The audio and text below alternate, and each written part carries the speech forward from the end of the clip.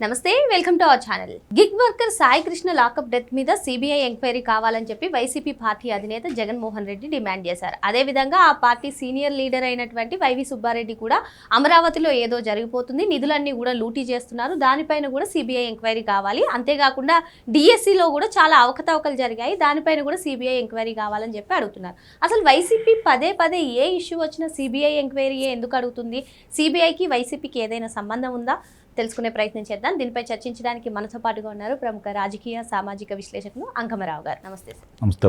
అది చిన్న ఇష్యూ అయినా పెద్ద ఇష్యూ అయినా వైసీపీ పార్టీ నుంచి ఏ లీడర్ అయినా, అధినేతతో సహా చిన్న స్థాయి లీడర్ అయినా సరే మాకు కావాల్సింది సిబిఐ ఎంక్వైరీ అంటారు. ఏంటి సార్ సిబిఐకి వైసీపీకి సంబంధం ఏంటి? మరి ఒక దర్యాప్తు సంస్థను ఇలా అనొచ్చో లేదో కూడా తెలియదు, కానీ వాళ్ళు మాత్రం ఎందుకు పదే పదే సిబిఐ ఎంక్వైరీయే కోరుతారు? ఆంధ్ర రాష్ట్ర ప్రజలు పార్టీలతో సంబంధం లేకుండా సిబిఐ అంటే జేబీఐ అనుకుంటున్నారు. ఎందుకంటే వాళ్ళ బాబాయ్ గారి హత్యకు సంబంధించి సిబిఐ ఎంక్వైరీ కావాలని కోరాడు. అధికారంలోకి వచ్చిన తర్వాత అవసరం లేదని చెప్పని మానేశాడు. డాక్టర్ సుధాకర్ గారు చనిపోయిన దాని మీద సిబిఐ అడగల, కనీసం ఆయన ఇంటికి వెళ్ళి పరామర్శించాల. అలాగే విధి సుబ్రహ్మణ్యానికి చంపి ఇంటి ముందు తీసుకొని వెళ్ళి డోర్ డెలివరీ చేస్తే అనంతబాబు అతని ఎమ్మెల్సీ, దాని మీద సిబిఐ గురించి అడగలేదు, కనీసం అతని ఇంటికి వెళ్ళి కూడా పరామర్శించలేదు. తోట చంద్రయ్యని నడిబజార్లో పేక్ కోసి చంపితే దానికి సిబిఐ లేదు. అబ్దుల్ సలాం ఆ రోజు అతను వేధింపులు, అక్కడ ఉన్నటువంటి నాయకుల వేధింపులు తట్టుకోలేక కుటుంబం మొత్తం ప్రైవేట్ ర్యాక్ మీద ఆత్మహత్య చేసుకుంటే దాని మీద సిబిఐ ఎంక్వైరీ లేదు. అలాగే అమర్నాథ్ గౌడ్ మనం చూస్తాం, చిన్నపిల్లవాడు, అతను నిర్దాక్షిణ్యంగా చంపి నా అక్కయ్యని ఎందుకు వేధిస్తున్నారన్న ఒకే ఒక్క మాటకి అతన్ని చంపి ఏ విధంగా నోట్లో గుడ్డలు గుక్కి పెట్రోల్ పూసి తగలేశారు. దాని మీద సిబిఐ గురించి కోరలేదు. కనీసం వాళ్ళ కుటుంబాలు, నేను చెప్పిన వాళ్ళ ఎవరి కుటుంబాల దగ్గరికి వెళ్ళి ముఖ్యమంత్రి హోదాలో ఉండి కనీసం పరామర్శించడం కాకుండా పొరపాటు జరిగింది వాళ్ళకి అండగా ఉంటానని చెప్పని ఎక్కడా కూడా ఆయన ఒక్క మాట కూడా మాట్లాడాలి. ఈ రోజు ప్రతిదీ మీరన్నట్టు సిబిఐ కావాలి, ఈ కుర్రవాడి దాంట్లో సిబిఐ కావాలి అన్నారు. వెంటనే ఆ తల్లి ఇచ్చిన రిపోర్ట్ని ఆధారంగా చేసుకొని సిఐ మీద హత్యాయత్నం కేసు పెట్టారు. ఈ రోజు అతను సస్పెండ్ చేశారు, పక్కన కూర్చోబెట్టారు, విచారణ జరుగుతుంది. పోలీసులు వాళ్ళ ఇంటికి వెళ్ళి మాట్లాడుతూ ఉన్నారు, సహకరిస్తామని చెప్పారు. వాళ్ళు తల్లిదండ్రులు బయటకు వచ్చి చంద్రబాబు నాయుడు గారు, పవన్ కళ్యాణ్ గారు, ప్రభుత్వం మాకు సహకరిస్తుంది, మాకు నమ్మకం ఉందని చెప్పి వాళ్ళు చెప్పారు. ఇప్పుడు ముఖ్యమంత్రి గారి దగ్గర కూడా వెళ్ళబోతున్నారు వాళ్ళు. మరి దీనికి సిబిఐకి సంబంధం ఏంటంటే ఇందాక నేను చెప్పినట్టు జేబీఐ అని చెప్పి నమ్ముతున్నారు వాళ్ళు. వాళ్ళ చేతిలో జేబు సంస్థగా భావిస్తున్నారు సిబిఐని. అంటే ఇక్కడ ఒక అంశం అర్థం కాలేదు సార్. సిబిఐ దర్యాప్తు చేయాలని చెప్పి వాళ్ళ తల్లిదండ్రులు, వాళ్ళ కుటుంబ సభ్యులు అడిగితే ఒక న్యాయం కోసం పోరాడుతున్నారు అనుకోవచ్చు, కానీ ప్రతిపక్ష పార్టీ అయినటువంటి వైసీపీ కోరడం ఏంటి అసలు? అంటే ఇక్కడ మీకు అర్థం కాని విషయం ఏంటంటే చాలా మందికి దీని గురించి అవగాహన ఉందో లేదో నాకైతే తెలియదు, కానీ అక్కడ విజయవాడ కమిషనరు రాజశేఖర బాబు గారు, ఆయన మద్యం కుంభకోణంలో ఆయన ఆధ్వర్యంలోనే జరుగుతుంది మద్యం కుంభకోణం. అన్ని విషయాలు బయటికి తీశాడు. వీళ్ళ కుంభకోణాలు మొత్తం బయటకు వచ్చినాయి. ఎవరెవరు దీంట్లో పాల్గొన్నారు, ఆ డబ్బులు ఏ విధంగా తరలించారు, విదేశాలకు ఎంత తరలి వెళ్ళిపోయినాయి, బంగారం రూపేణా ఎక్కడెక్కడికి వెళ్ళిపోయినాయి, అన్ని విషయాలు క్షుణ్ణంగా ఆయన విచారణలో మొత్తం సోదాల్లో అన్ని బయట పెట్టాడు. కాబట్టి దాన్ని ఆధారం చేసుకొని ఇప్పుడు ఈడీ వచ్చింది కాబట్టి ఇప్పటికి 3 అరెస్ట్ కూడా జరిగింది. కాబట్టి ఆయన మీద ఉన్నటువంటి వ్యక్తిగత కక్ష వల్ల ఆయన ఏదో విధంగా బదనాం చేయాలనే ఉద్దేశంతో ఆయన మీద టార్గెట్ పెట్టుకొని ఇప్పుడు వీళ్ళు చేస్తున్నారని నేను భావిస్తున్నాను. చిన్నారి 2 సంవత్సరాల పాప ఈరోజు ఆమె కనపడకుండా పోయి 10 రోజులు అవుతుంది. ఆ ఇంటికి వెళ్ళవా నువ్వు? ఆయన ఇంటికి వెళ్ళవా? అంటే నీ ద్వంద్వ నీతి ఏందో ఇక్కడ అర్థమైపోతా ఉంది కదా. అంటే రాజశేఖర బాబు గారిని దృష్టిలో పెట్టుకొని ఆయన ఏదో విధంగా ఆయన్ని ఇబ్బంది పెట్టాలనే ఉద్దేశంతో వేగవంతంగా ఇప్పుడు అది ఈడీకి వెళ్ళిపోయింది. నువ్వేం చేయలేవు, ఇంకా ఈడీకి వెళ్ళిపోయింది. వరుసనే జరుగుతూ ఉన్నాయి అరెస్టులు, త్వరలో నీ దగ్గరకు వస్తుంది.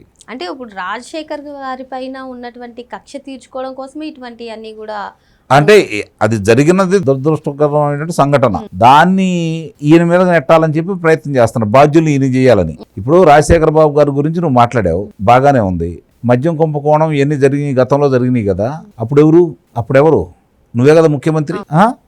అప్పుడు జరిగినటువంటి హత్యలకు సంబంధించిన అప్పుడు జరిగినప్పుడు కూడా నువ్వే ముఖ్యమంత్రిగా ఉన్నావు కదా.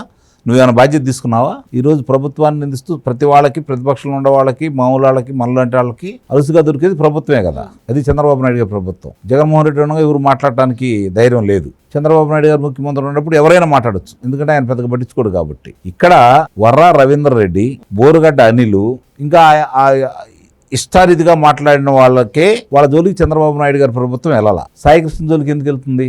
ఈ చిన్న లాజిక్ని ఎలా మిస్ అవుతున్నారు అంటే ఇదే రాజశేఖర బాబు గారిని టార్గెట్ చేసుకున్నారని అయితే నేనైతే భావిస్తున్నాను. దానికే ఇంత రాద్ధాంతం చేస్తున్నారు. ప్రభుత్వం దీని మీద స్పందిస్తుంది, ముందుకెళ్తా ఉంది, కార్యక్రమాలన్నీ జరుగుతూ ఉన్నాయి. విచారణలో ఏం తెలిద్దా, న్యాయస్థానం ఏం తీర్పిచ్చిద్దా అనేది మన చేతుల్లో లేదు. ముందుగా శవం కనిపించాలి, లేదంటే ఆనవాళ్ళు కనిపించాలి, సాక్షులు వచ్చి సాక్ష్యం చెప్పాలి. అప్పుడు బాధ్యులైన వాళ్ళ మీద శిక్షలు పడతాయి. ఆ శిక్షలు కూడా ఎలా ఉండాలంటే నా వరకు నేను కోరుకునేది ఏంటంటే మదురైలో ఏ విధమైనటువంటి తీర్పు వచ్చిందో నిజంగా ఇలా జరిగితే నా ఉద్దేశం ప్రకారం అలాంటి తీర్పే రావాలని నేను కోరుకుంటున్నాను. ఇవాళ ఎవరైతే నాగరాజు అనే వ్యక్తి ఉన్నాడో సిఐ, అతనికి సంబంధించినంత వరకు పోలీస్ శాఖలో ఇప్పుడు అతన్ని అరెస్ట్ చేసి తీసుకురావాలి. అతను అరెస్ట్ చేసి వాళ్ళ ఇంటికాడ సీసీ కెమెరాలు లేకపోయినా తీసుకొచ్చేటప్పుడు సీసీ కెమెరాలు ఉంటాయిగా, పోలీస్ స్టేషన్లో సీసీ కెమెరాలు ఉంటాయిగా, అంటే అతను తీసుకొచ్చారని అర్థమైంది కదా. ఆ తర్వాత అతను చనిపోయిన తర్వాత దహనం చేయడానికి బయటికి తీసుకెళ్లేటప్పుడు పోలీస్ స్టేషన్లో సీసీ కెమెరాలు ఆపేసినా ప్రశ్నిస్తారుగా, ఎందుకు ఆ సమయంలో ఆపేశారని. లేదు బయటికి వెళ్ళారనుకో, బయటికి వెళ్తే రోడ్డు మీద ఉంటాయి, విజయవాడలో టౌన్లో సీసీ కెమెరాలు లేకుండా ఉంటాయా?